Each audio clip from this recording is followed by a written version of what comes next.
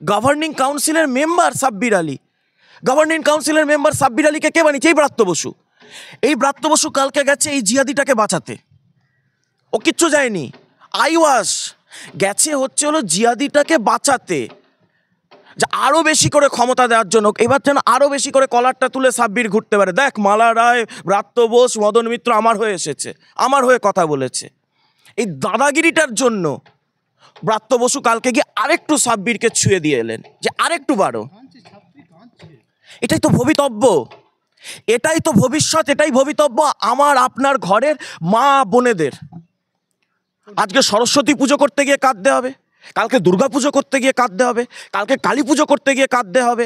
ভবিষ্যতে ভিটের মাটি ছেড়ে যেমন করে উদ্বাস্তু হতে হয়েছিল 1.5 কোটি বাঙালি হিন্দুকে, ওপার বাংলা থেকে এপার বাংলায় আসতে হয়েছিল, সেইভাবে উদ্বাস্তু হওয়ার কান্নাটাও কাটতে হবে, তার প্রস্তুতি পর্ব চলছে।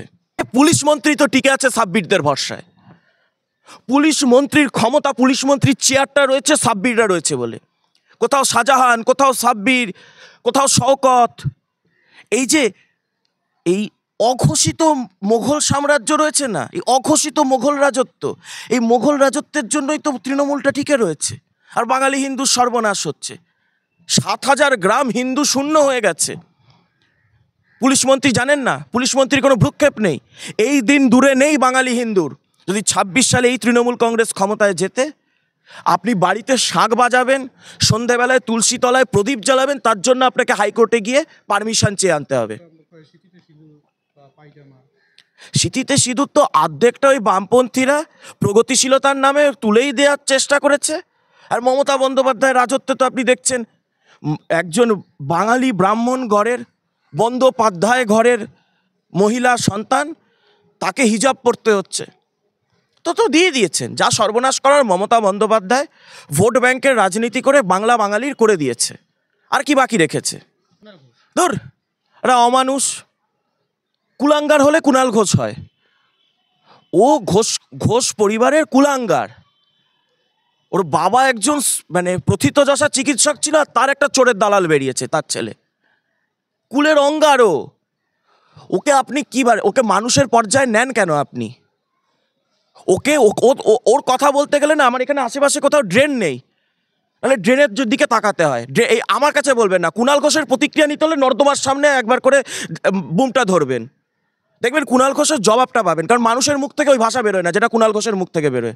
ওর জবাব যদি সঠিক প্রত্যুত্তর কেউ দিতে পারে, হাই ড্রেন দেখবেন, নর্দমা দেখবেন, সেখানে গিয়ে বলবেন এই কুণাল ঘোষ এটা বলেছেন, প্রতিক্রিয়া পেয়ে যাবেন। মদন মিত্র তো পুলিশ, সিবিআই এইসবের রুল টুল খেয়েছে হয়তো, তাই ওনার হয়তো মনে হয়েছে যে উত্তমের রুলটা ভালো না সাবিরের রুলটা ভালো, কোন পুলিশ অফিসার কোন সিবিআই অফিসারের রুল ভালো উনি জানেন। মদন মিত্র তো সাব্বিরদের ভোটে টিকে রয়েছে। কামারহাটির 50,000 মুসলমান ভোট না দিলে মদন মিত্র তো নোটার চেয়েও কম ভোট পাবে। ওর থেকে ভালো এসইউসিআর প্রার্থী পারফর্ম করবে কামারহাটিতে, ও তো টিকেই আছে এই সাব্বিরদের ভোটে। তাই সাব্বিরদেরকে তুষ্ট করতে হবে, ওকে যেভাবে করে হোক। যদিও যা অবস্থা করছে, কখনো বলছে অভিষেক আমার নেতা, কখনো বলছে মমতা আমার নেত্রী, কারণ নিজেই জানে যে টিকিটটা পেতে হবে, আর টিকিটটা উনি পাচ্ছেন না। শুনুন, এই মদন, এই কুণাল, মমতা বন্দ্যোপাধ্যায়, ব্রাত্য বসু, মালা রায় না ওই যোগেন মণ্ডলের মতো ক্ষমতাটা বুঝতে গিয়ে ধর্ম ত্যাগ করেছে, সম্প্রদায় ত্যাগ করেছে, দিয়ে একদিন এই যাকে পুষছে না, যে কালসাপকে পুষছে, ছোবলটাই কালসাপই দেবে একদিন। যে কামারহাটির দৌলতে মদন মিত্র তো কথা বলছে, একদিন ওই কামারহাটি ওকে তাড়াবে। কামারহাটির মানুষ কিন্তু ওকে ওই হিন্দু মিত্র ঘরের ছেলে হিসেবেই দেখবে, যাদের জন্য আজকে সাব্বিরদের বড়া ভয়টা দিচ্ছে। আমি আবারও বলবো, এদের সকলের চৈতন্য হোক।